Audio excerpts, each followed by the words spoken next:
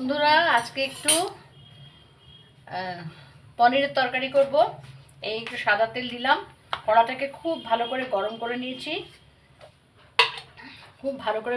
নিয়েছি, একদম যাতে পনিরটা একটু আটকে না যায়। খুব গরম করে নিলে পনিরটা অত আটকে যায় না, ওটা ভালো হয়, খুব সুন্দর হয়। আপনাদের সেটা দেখাচ্ছি, ওই জন্য কড়াতে তেল গরম হয়ে গেছে, ধোঁয়া উঠে গেছে প্রচুর, চারপাশে মাখিয়ে নিলাম। এবার পনিরটা একটু ভেজে নেবো।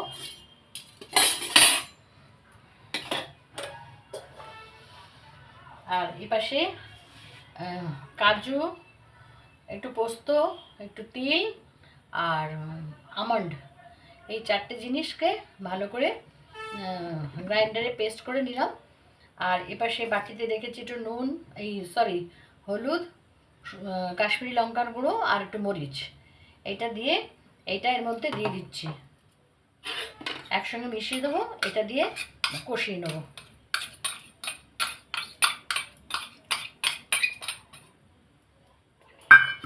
এর মধ্যে দিয়ে দিলাম সব যেগুলো বললাম আপনাদের, সেইগুলো কষিয়ে নেবো।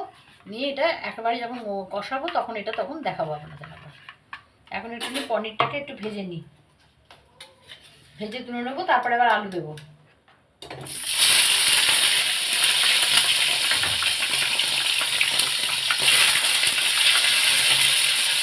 এখানে 200 গ্রাম পনির আছে।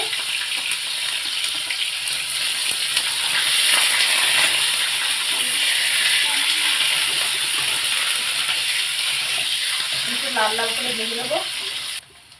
বন্ধুরা দেখুন, আমার পনিরটা খুব একদম কড়া করে লাল লাল করে ভাজিনি, মোটামুটি একটা ভেজেছি। এবার এই বাটিটাতে তুলে রাখছি।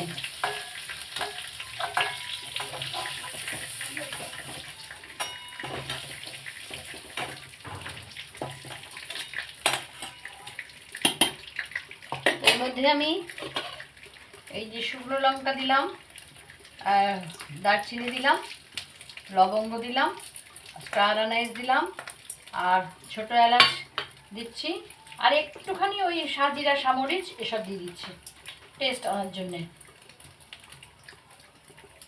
এই যে সাজিরা সামরিচ একটু খুব অল্প দিলাম,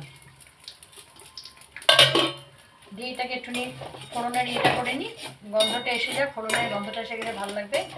তারপরে এর মধ্যে দেব আলু। আলুটাকে ভেজে নিয়ে তুলে নেবো আবার।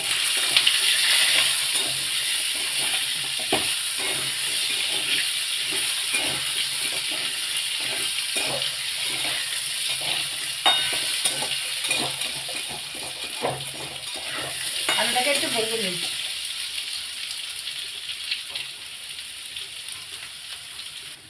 আলুটা ভাজার সময় একটুখানি নুন দেব, যাতে তাড়াতাড়ি, অল্প আলুর পরিমাণ মতো নুন দেবো, পরে আবার দেবো, যাতে তাড়াতাড়ি একটুখানি সেদ্ধ হয়ে যায়।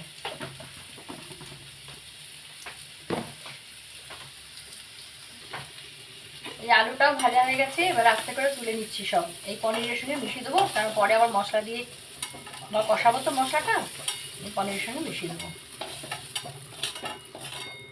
তেল আছে, আর তেল আমার লাগবে না। এবার যেটা বলেছিলাম,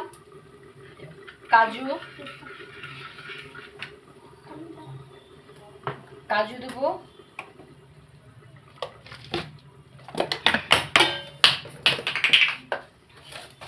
এই একটা তেজপাতা দিচ্ছি, আর ওই পেস্টটার মধ্যে বলেছিলাম কাজু আর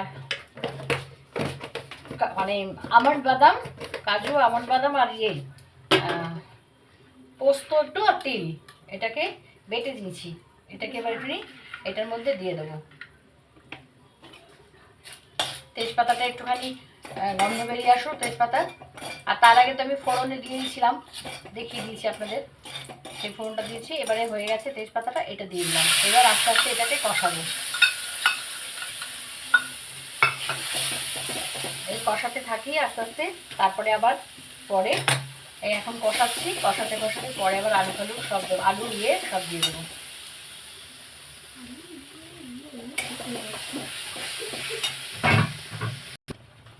বন্ধুরা দেখুন, এখন এই কষাচ্ছি, কষাতে কষাতে যখন একদম বেশ তেলটা ছেড়ে আসবে, তখন তখন আবার ওই পনির আর আলুটা দেবো। একটু করে জল দিচ্ছি আর কষাচ্ছি যাতে পুড়ে না যায়, মানে পুড়ে আবার বাদাম আছে তো, বাদাম বড্ড আটকে যায়, ভীষণভাবে আটকে যায় বাদামটা। বাদাম আছে, আমন্ড বাদাম, এমনি কাজু বাদাম, পোস্ত, তিল ভীষণ আটকে যায়, যার জন্যে একটুখানি কষাচ্ছি, জল দিয়ে দিই। কষাতে কষাতে যখন একটু তেল ছেড়ে যাবে তখন আমি দিয়ে দেবো।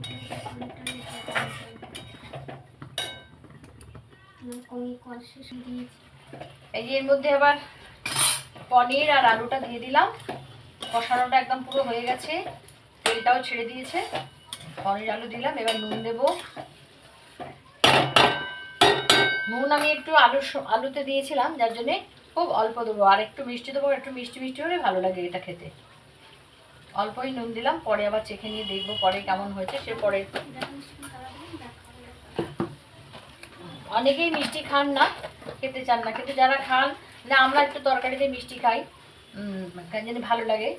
আর আমি তো চিনি দিই না, জাগারি পাউডার দিই, সেই নিয়ে সেটাই একটু দিলাম, অল্প করে দিলাম, একটু টেস্টটা বাড়ানোর জন্য, টেস্টটা হয় যাতে।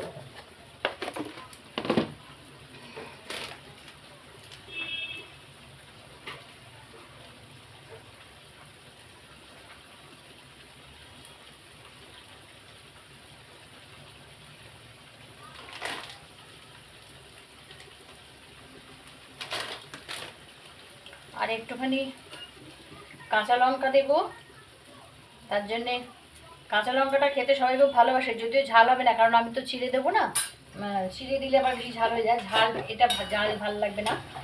এই মোটামুটি হয়ে এসছে, পুরো জলটা দিয়ে দিলাম। এবার আরেকটুখানি জল দেবো, দিয়ে কাঁচা লঙ্কাটা একটু ধুয়ে নিই।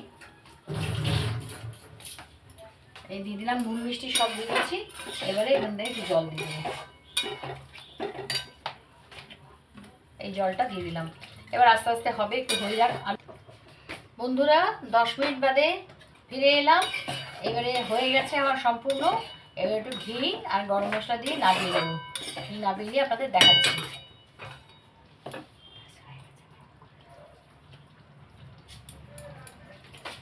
এই দিয়ে দিলাম ঘি, একটু গরম মশলা দেবো, দিয়ে নাড়িয়ে আপনাদের দেখাচ্ছি।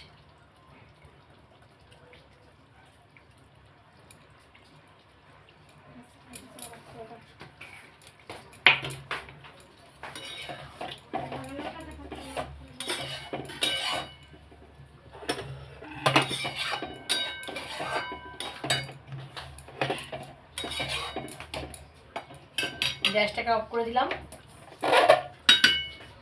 নামাচ্ছি, নামিয়ে আপনাদের দেখাবো।